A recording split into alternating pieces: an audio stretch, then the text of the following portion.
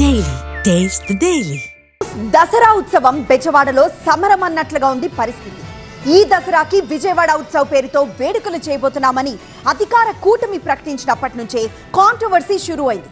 ఉత్సవాలపై political circles లోనూ రచ్చ నడుస్తోంది. ఇష్యూ హైకోర్టుకు వెళ్ళింది. మరోవైపు చందాల దందా మరింత కాకరేపుతోంది. ఇంతకీ విజయవాడ ఉత్సవ్ స్పెషాలిటీ ఏంటి? ఉత్సవాల చుట్టూ ఏంటి దుమారం? దసరా ధూమ్ధామ్గా ఉండబోతోంది. ప్రపంచ దేశాలు విజయవాడ వైపు చూసేలా వేడుకలు అదరగొడతామంటూ అధికార కూటమి అట్టహాసంగా ప్రకటించింది.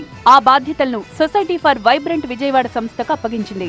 ఈవెంట్ కు సంబంధించిన కర్టన్ రైజర్ కూడా గ్రాండ్ గా జరిగింది. 11 రోజుల పాటు స్పోర్ట్స్, ఎంటర్టైన్మెంట్, ఆధ్యాత్మిక కార్యక్రమాలతో పాటు ఫుడ్ కోర్ట్ లో నిర్వహించేందుకు రూపకల్పన జరిగింది. అందుకు గొల్లపూడిలోని దేవాదాయ శాఖకు చెందిన 39 ఎకరాలను లీజుకు తీసుకుని ఏర్పాట్లు చేస్తోంది. ఇక ఇక్కడ మొదలైంది అసలు వివాదం. నెక్స్ట్ లెవెల్ కు వెళ్లింది పొలిటికల్ సమరం. దసరా ఉత్సవాలను ఘనంగా నిర్వహించడంపై శ్రద్ధ పెట్టకుండా ప్రైవేట్ ఈవెంట్ ను ప్రమోట్ చేయడం ఏంటని ప్రభుత్వంపై ఫైర్ అవుతోంది వైసీపీ.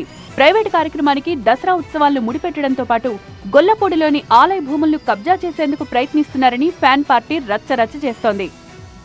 దసరా ఉత్సవాల మీద ఫోకస్ కంటే కూడా ఈ గొల్లపూడిలో ఉత్సవాలు చేస్తారంట. దసరా ఉత్సవాలు గాలికేనా? అమ్మవారి ఉత్సవాలకు పోటీగా ఉత్సవాలు ఏంటి?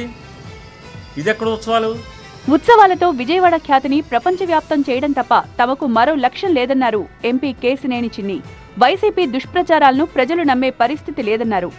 ఇవాళ విజయవాడ వాసులకి అన్నిటిలోనూ సున్నం పెట్టిన ఈ వైసీపీ నాయకులు మళ్ళీ ఇవాళ మోసపూరిత మాటలతో మభ్య పెడతామని చూస్తే విజయవాడ నగర ప్రజలు ఊరుకునే పరిస్థితిలో లేరు.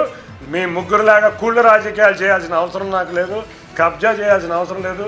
మీ అందరి చరిత్ర విజయవాడ నగర వాసులందరికీ తెలుసు. ఉత్సవాలను ఎలాగైనా అడ్డుకోవాలని చూడడం దారుణమన్నారు హోంమంత్రి అనిత.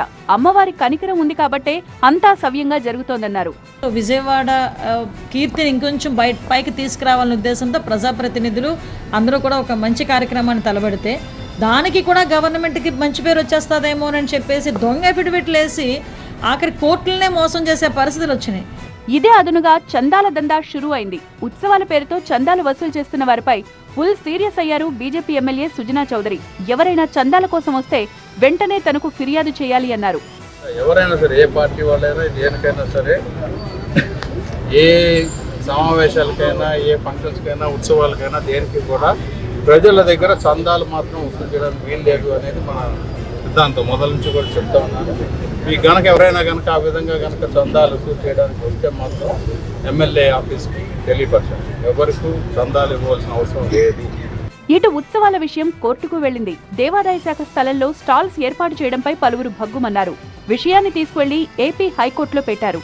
ఫలితంగా ఆలయ భూమిని వాణిజ్య అవసరాలకు ఇవ్వద్దని ఆదేశాలొచ్చాయి. అయితే హైకోర్టు సింగిల్ బెంచ్ ఆదేశాలపై డివిజన్ బెంచ్ స్టే ఇవ్వడంతో ఉత్సవాలకు లైన్ క్లియర్ అయింది. సో ఉత్సవాలు అనౌన్స్ చేసినప్పటి నుంచి వివాదాలు నడుస్తూనే ఉన్నాయి. భూముల లీజ్ దగ్గర నుంచి చందాల వరకు ప్రతి అంశం తీవ్ర దుమారం రేపింది. మరి ఇదే విషయంపై మున్ముందు ఇంకెలాంటి రచ్చ నడుస్తుందో చూడాలి.